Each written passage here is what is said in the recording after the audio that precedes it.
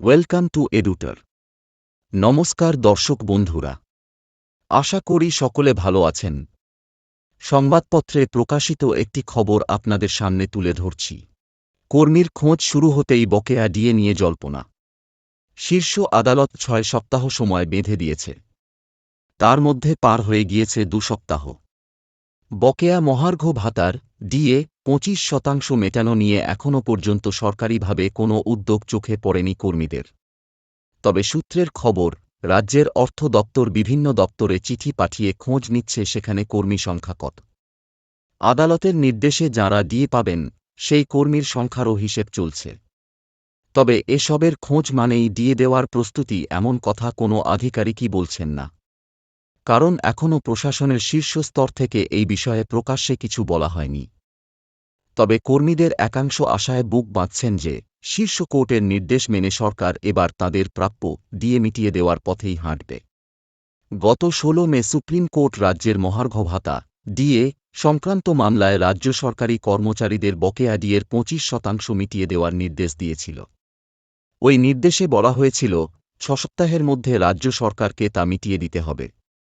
সূত্রের খবর, সম্প্রতি অর্থ দপ্তর জানতে চেয়েছে রাজ্যের কোন দপ্তরে কতজন মহার্ঘ ভাতা প্রাপক রয়েছেন। বর্তমানে রাজ্য সরকারের বিভিন্ন দপ্তরে স্থায়ী কর্মীর সংখ্যা ২.৫ লক্ষের মতো। সরকারি সাহায্যপ্রাপ্ত স্কুল শিক্ষকের সংখ্যা প্রায় ৩,৮০,০০০। বিভিন্ন পঞ্চায়েত, পুরসভা, পুরনিগমসহ সরকার পোষিত স্বশাসিত সংস্থায় কর্মরত কর্মচারীর সংখ্যা আরও ১ লক্ষের মতো। এর বাইরে রয়েছেন অবসরপ্রাপ্ত সরকারি কর্মচারীরা। সেক্ষেত্রে বর্তমানে কর্মরত কতজন ডিএ পাওয়ার যোগ্য সেটা তো বটেই, পাশাপাশি কতজন অবসরপ্রাপ্ত কর্মী ওই ডিএ পাওয়ার আওতাভুক্ত তাও দপ্তরগুলিকে জানাতে বলা হয়েছে। বাম আমলে ২০০৯ সালে পঞ্চম বেতন কমিশনের অধীনে জারি হওয়া revision of pay and allowance রোপা এর মেয়াদ শেষ হয় ২০১৯ সালে। ফলে ২০১৯ সালের পরে যাঁরা সরকারি চাকরিতে যোগ দিয়েছেন তাঁরা ওই ২৫% ডিএ পাবেন না।